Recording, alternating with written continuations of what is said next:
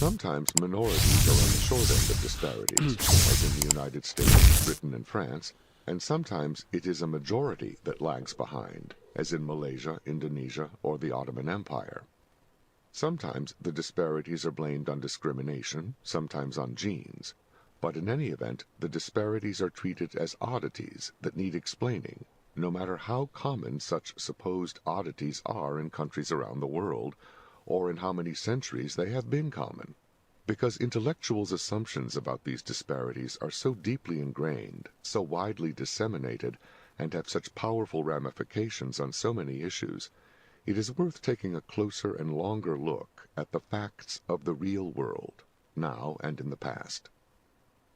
Where minorities have outperformed politically dominant majorities, it is especially difficult to make the case that discrimination is the cause. The problems with genetics as an all-purpose explanation will be dealt with in the next chapter. Interesting.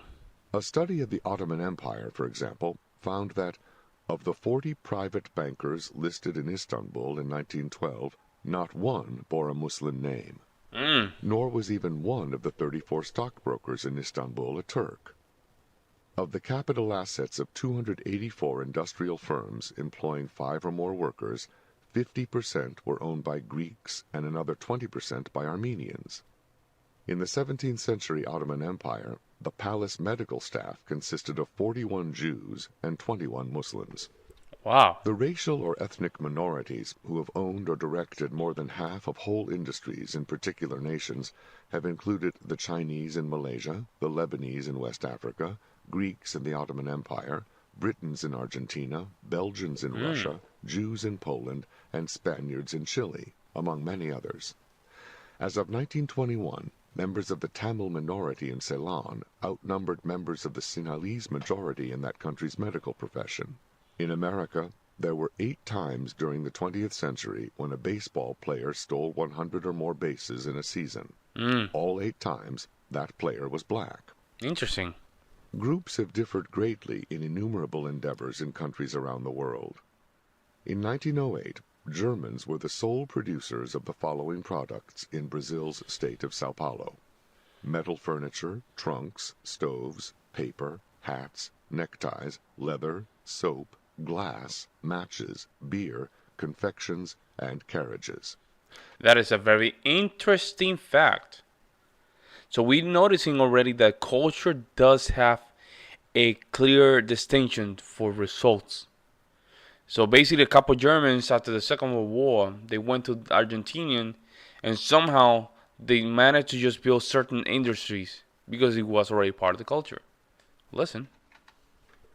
People of Japanese ancestry who settled in that same state produced more than 2/3 of the potatoes and more than 90% of the tomatoes. Exporters from the Lebanese minority in the African nation of Sierra Leone accounted for 85% of the exports of ginger in 1954 and 93% in 1955. In 1949, Lebanese truckers in Sierra Leone outnumbered African truckers and European truckers combined. There we go. There we go. In 1921, more than 3/5 of all the commerce in Poland was conducted by Jews, who were only 11% of the population. In 1948, members of the Indian minority owned roughly 9/10 of all the cotton gins in Uganda. In colonial Ceylon, the textile, retailing, wholesaling, and import businesses were all largely in the hands of people of Indian ancestry, rather than in the hands of the Sinhalese majority. As early as 1887, more than twice as many Italians as Argentines had bank accounts in the Banco de la Provincia de Buenos Aires. Even though most 19th century Italian immigrants arrived in Argentina destitute and began working in the lowest, hardest, and most menial jobs. So it's culture. Has to be culture, man. So basically you have individuals or a group of cultures that they do exist in certain things. And I hope that Thomas Sowell just touched on this. Why in the hell black Americans, they're not exceeding, or British blacks are not exceeding like they're supposed to. In the United States, knowledge of the frugality of Italian immigrants and their reliability in repaying debts, even when they had low incomes, caused a bank to be set up to attract this clientele in San Francisco under the name Bank of Italy. It became so successful that it spread out to the larger society and eventually became the largest bank in the world under its new name, Bank of America. Wow. The frugality of Italians was not simply a perception or a stereotype, as A.P. Giannini well knew when he set up this bank. As far away as Australia, Italians earned a reputation for scrupulous honesty in the repayment of their debts, and were frequently able to secure more extensive loans than Australians. At one period of history or another, when it was not one specific racial or ethnic minority dominating an industry or occupation, it has often been foreigners in general, leaving the majority population of a country outnumbered or even Interesting. non-existent in whole sectors of their own economy. Even after the middle of the 20th century, most of the industrial enterprises in Chile were controlled by either immigrants or the children of immigrants. At various times and places, foreign minorities have predominated in particular industries or occupations So there's no excuses. over the majority populations of Peru, Switzerland, Malaysia, Argentina, Russia, much of the Balkans, the Middle East, and Southeast Asia. Indeed, it has been a worldwide phenomenon, found even in some economically advanced countries, as well as being common in less advanced countries. In the 19th century, Scottish Highlanders were not as prosperous as Scottish Lowlanders, whether in Scotland itself or as immigrants living in Australia or the United States. In the 20th century, Gaelic-speaking children in the Hebrides Islands off Scotland did not score as high on IQ tests as the English-speaking children there. Why? Rates of alcoholism among Irish Americans have at one time been some multiple of the rates of alcoholism among Italian Americans or Jewish Americans. Yeah. In the days of the Soviet Union, the consumption of cognac in Estonia was more than 7 times what it was in Uzbekistan. For those that say that drugs are good for society, look at this.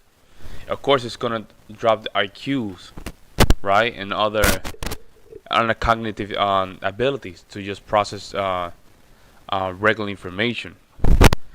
But I just wanna, emphasize that some of these cultures, right, they're in minorities. They're spreading way too much beyond alcohol. In Malaysia during the 1960s, students from the Chinese minority earned more than 400 degrees in engineering, while students from the Malay majority earned just 4 engineering degrees during that same decade. Such examples could be extended almost indefinitely, and so could the reasons for the disparities. But a more fundamental question must be faced. Was there ever any realistic chance that the various races would have had the same skills, experience, and general capabilities, even if they had the same genetic potential and faced no discrimination? Different races, after all, developed in different parts of the world, in very different geographic settings, which presented very different opportunities and restrictions on their economic and cultural evolution over a period of centuries. There is no way, for example, that the patterns of economic and social life which originated and evolved in Europe could have originated among the indigenous peoples of the Western Hemisphere, where the horses that were central to everything from farming to transportation to warfare in Europe simply did not exist anywhere in the Western Hemisphere when the European invaders arrived and began transplanting horses across the Atlantic to the New World. Take horses out of the history of Europe, and a very different kind of economy and society would have had to evolve Good in point. order to be viable. Not only horses were lacking in the Western Hemisphere, neither were there oxen, which were common in both Europe and Asia.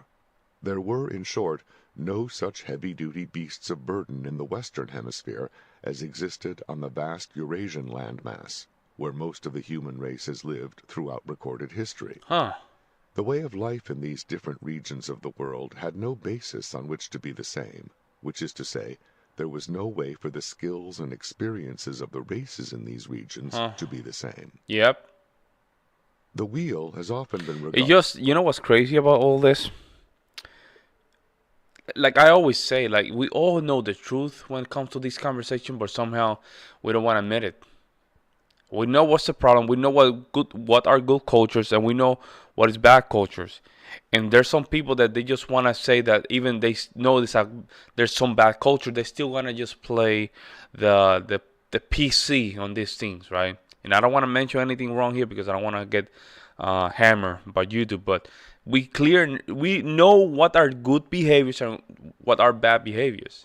It's a matter of just understanding what is our role as individuals to just give to society, and we have to start, pointing out what are bad cultures and just, you know, bring a little bit of change to it. It is fundamental to economic and social advances. But for most of the history of the human race, the value of wheeled vehicles depended to a great extent on the presence of draft animals to pull those vehicles. And there were no wheeled vehicles in any of the economies of the Western Hemisphere when the Europeans arrived. The Mayans had invented wheels, but they were Really? used on children's toys. So Huh. the issue was not the intellectual capacity to invent the wheel, but the circumstances that make wheels more valuable or less valuable. Good point. Clearly, the way of life among the indigenous peoples of the Western Hemisphere could not have been the same as that on the Eurasian landmass, when there were neither wheeled vehicles nor draft animals in the Western Hemisphere when the Europeans and their animals arrived. Regardless of which race lived in Europe or in the Western Hemisphere, they would have faced very different opportunities or restrictions as regards their economic and cultural development before they encountered each other, and could hardly have been the same at that time.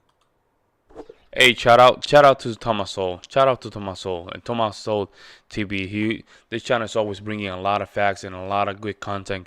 And clearly, there's certain cultures and certain groups that they know what they bring to the table.